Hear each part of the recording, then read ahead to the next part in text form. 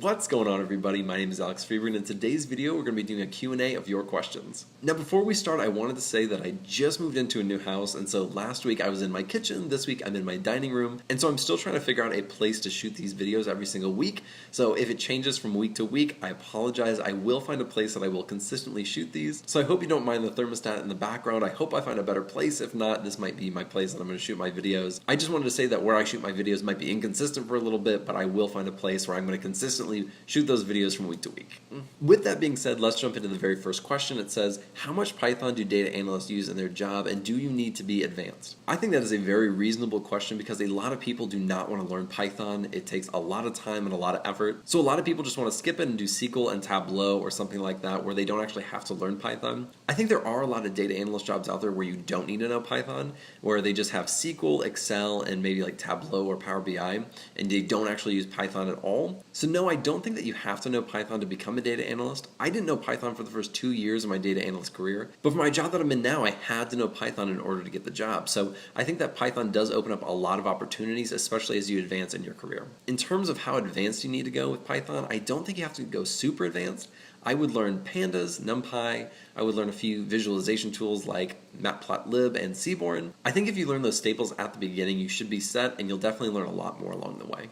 The next question says, is there any possibility for a data analyst to become a data scientist, and is a master's in analytics good? I do think that there is a natural progression from a data analyst to a data scientist position. They use a lot of the same softwares, a lot of the same tools, and a lot of the same programming languages. It's just a little more advanced on the data scientist side, and that's why you typically are going to need more STEM backgrounds or a master's degree in certain areas. But for the data scientist role, you might need to know a little bit more about data modeling, machine learning, and maybe NLP. And so it's just a little bit more advanced things than what a data analyst typically does in their position. And yes, I think that a master's in analytics is a good degree to get, especially if you plan on being in this field for a long time. If you want to make it a little bit more broad, you can do a master's in computer science or a master's in statistics. But yes, a master's in analytics can be good to get. This next one says, how do you feel about including online courses in your resume? I have 2 nano degrees from Udacity, and does it hurt to put them in your professional development section in your CV? I have a bachelor's and currently rounding up my master's and looking to get a data analyst role. I live in Germany and resume of 2 pages is mostly recommended. I think this one is a hard one to answer because I think it's very dependent on your resume, the types of courses and nano degrees that you're getting, and how much experience you actually have in the field. I think that skills and experience should take up the vast majority of your resume, and so if you don't have a lot to put on your resume because you don't have a lot of experience or you don't have a lot of skills yet, yeah, I think that your nano degrees should go on there. But I think the further you get in your career, the less those courses and nano degrees mean because your experience is going to speak for itself. The next question says, what combo do you think would be better to learn simultaneously, SQL and Tableau or SQL and Python? I have some experience with SQL and programming, took a couple college classes for PHP and Visual Basic. I think for the vast majority of people who are trying to get up and running quickly and get a data analyst job, that SQL and Tableau is going to be the absolute go-to combination because SQL and Tableau you can learn so fast. You can learn that in as little as 2 months, where it may take 3 or 4 months to learn SQL and Python because Python is a lot more difficult to learn and takes a lot more time. I think that SQL and Tableau are an amazing place to start, especially if you aren't super confident in your programming abilities, and then later on you can learn Python as well. This next question says, do I need a degree still? What's the point of wasting my time learning this but not making a job offer? Also, how much total does this cost to have enough learned for success in a career?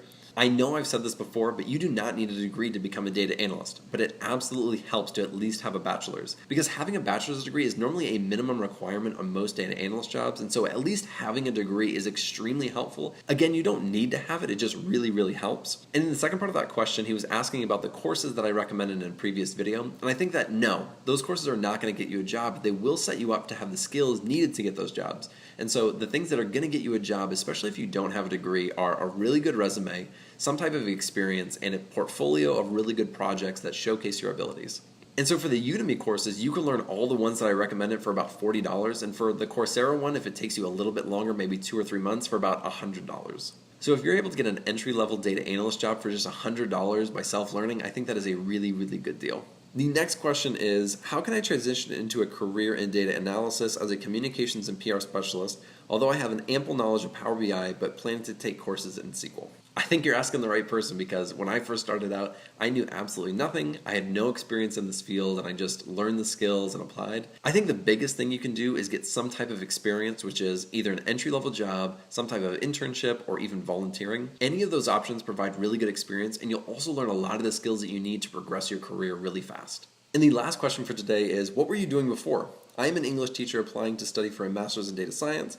How did your previous job affect your ability to get/keep your current job? So before I became a data analyst, I was working at a behavioral health hospital, and I was going around doing group therapies with people with schizophrenia, bipolar disorder, depression, suicide, all those types of things. It was actually super interesting and I really enjoyed it. I just happened to get the opportunity that kind of led me down the career path that I'm at now. And honestly, I don't think that set me up for the career that I have today at all. I really did start from scratch and just work my way up at a very entry-level job all the way up to the job that I have now. Although I will say that working at people at a behavioral health hospital has really helped me understand software developers on a much deeper level.